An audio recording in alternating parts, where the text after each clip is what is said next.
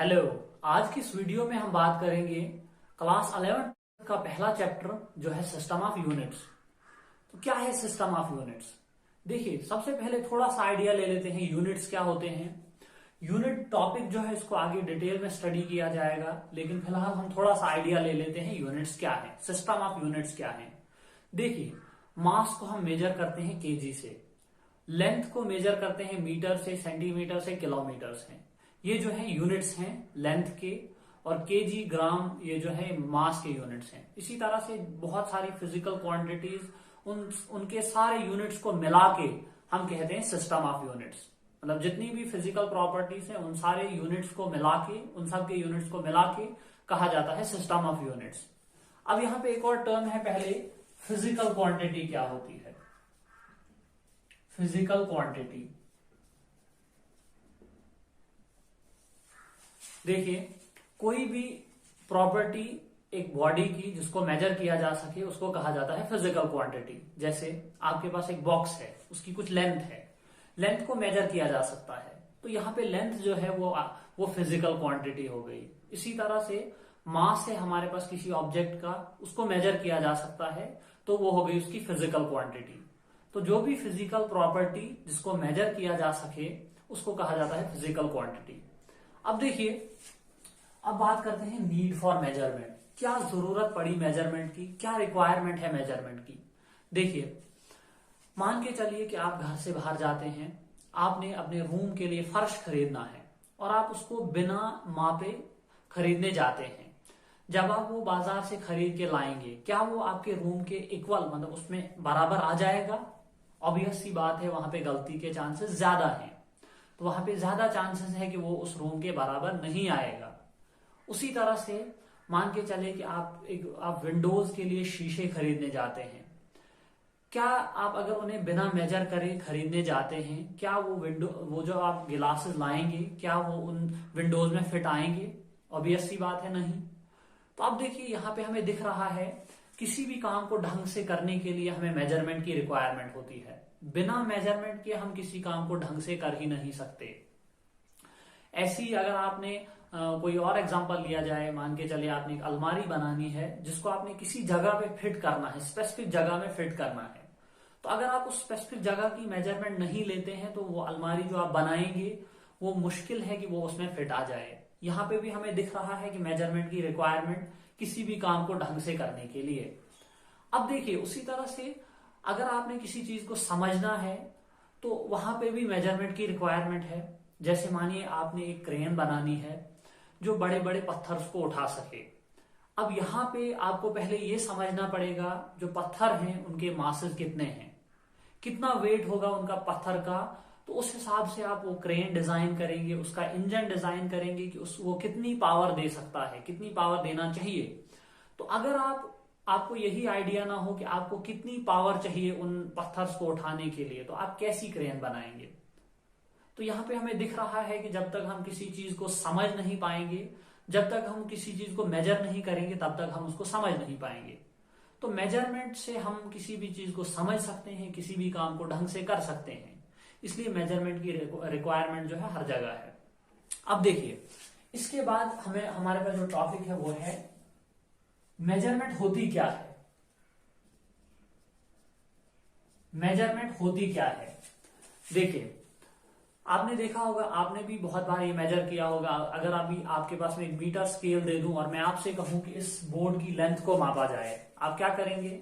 ये मानिए ये मीटर स्केल है और आप कुछ इस तरह से रखेंगे और ऐसे चलते हुए देखेंगे कि कितनी बार आ रहा है। मानिए कि ये पेन जो है, ये इस बोर्ड, ये पेन जो है 7 बार इसके इक्वल आ रहा है, 7वीं बार यहां तक पहुंचता है।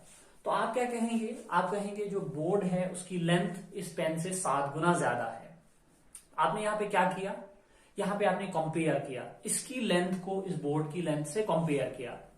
उसी तरह से मानिए आपने वजन तोलना है किसी चीज का, तो हमारे पास वो पहले बैलेंसेस आते थे जिनमें एक साइड से वेट डाला जाता था जिसकी हमें वैल्यू पता होती थी, और दूसरी साइड से जिस चीज को हमें मापना होता था उसको डाला जाता था।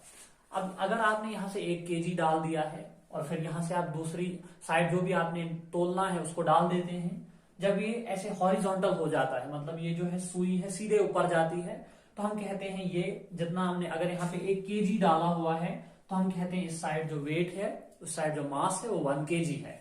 तो यहाँ पे भी हमने क्या किया, यहाँ पे कंपेयर किया, इसको इसके साथ कंपेयर किया, जब इसके इक्वल आया तो हमने कहा ये 1 kg है। तो बेसिकली जो मेजरमेंट है वो प्रोसेस है कंपैरिजन का। इसमें कंपेयर करते हैं दो सेम फिजिकल क्वांटिटीज को। यहाँ पे क्या है कि आपके पास एक फिजिकल क्वांटिटी जो आपने एक जो है फिजिकल क्वांटिटी, उसकी वैल्यू आपने स्टैंडर्ड ली है, उसको स्टैंडर्ड बनाया है। मतलब क्या कि आपने ये पेन जो है इसको यूनिट बना लिया, अभी आपने कहा कि मैं इसको अभी यूनिट मानूंगा, इसके थ्रू आपने कंपेयर किया। ऐसे ही जैसे हमारे पास मीटर स्केल होता है, तो मीटर जो है वो हमारी स्टैंडर्ड वैल्यू है लेंथ की, उससे हम दूसरी चीजों को मापते हैं।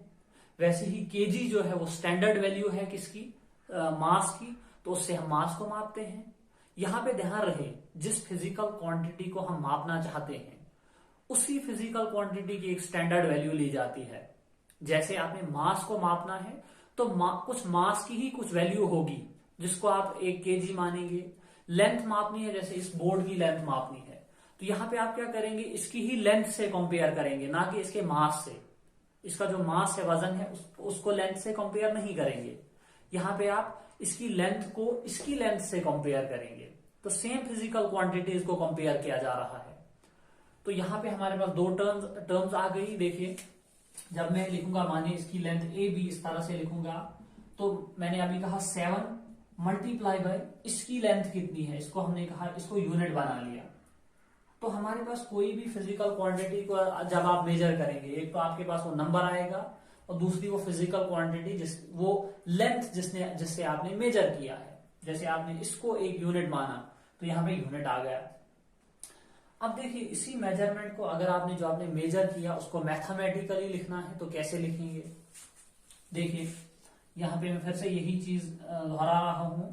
आपके पास ये रॉड है, मानिए कि आपके पास इतना ये मीटर स्केल है, और ये यहाँ पे आपने यहाँ पे रखा, उसके बाद यहां से यहाँ पे रखा, और फिर यहाँ पे रखा, और फिर यहाँ पे रख दिया। तो आपने देखा 1 2 3 4, इसकी लेंथ जो है ए बी वो आपके पास आ रही है 4 इंटू ये जो यूनिट है इससे 4 गुना बड़ी। तो इसको हमने कहा है 1 मीटर, तो मैं लिखूंगा 4 मीटर, इसको ऐसे लिखेंगे 4 मीटर। तो यहां पे आपने देखा, एक तो नंबर, प्योर नंबर आ रहा है, दूसरा जो है यूनिट आ रहा है हमारे पास।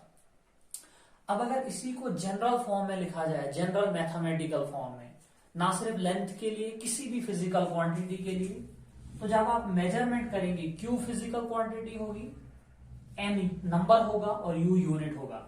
जैसे आपने मास को मापना है, 10 kg आ गया आपके पास, तो 10 आ गया नंबर, यू जो आ गया वो kg आ गया। ऐसे ही आपने टेम्परेचर को मापना है, 0 या 35 जो है वो नंबर आ गया, और डिग्री जो आया वो इसका यूनिट आ गया। तो हर फिजिकल क्वांटिटी के लिए ये इस तरह की जनरल फॉर्म होगी। अब देखिए, यहां पे एक और चीज है, अगर आपने अभी हमने यहाँ पे मीटर से मापा, अब मैं इसको सेंटीमीटर से मापूंगा, तो मेरे पास 400 सेंटीमीटर आएगा। तो क्या ये वैल्यूज गलत हैं, इसमें ये गलत है या ये गलत है? नहीं, ये दोनों सही हैं।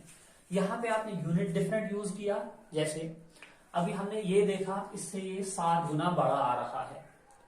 अगर मैं इसी लेंथ को इसके थ्रू मापूं तो ये ऑब्वियस सी बात है, यूनिट छोटा है, तो ये 15 गुना आएगा या 16 गुना, मान के चलते हैं कि 16 गुना आता है।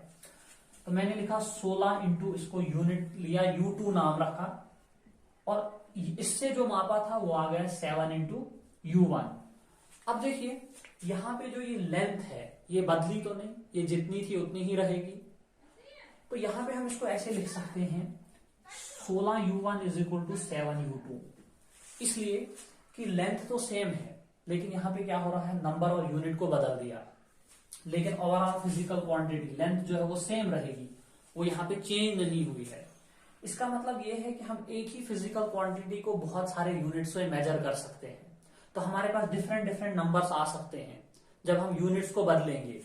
इसको भी अगर हमने जनरल फॉर्म में लिखना है तो मैं इसको ऐसे लिख सकता हूं, N1U1 is equal to N2U2।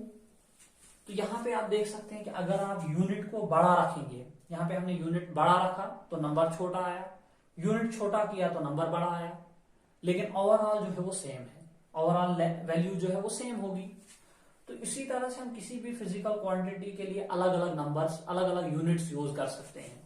कभी कभी हम छोटा यूनिट यूज करते हैं जब हमें लगता है कि लेंथ जो है वो छोटी है बहुत ज्यादा। कभी कभी बड़ा यूनिट यूज करते हैं, जैसे अगर आपने यहाँ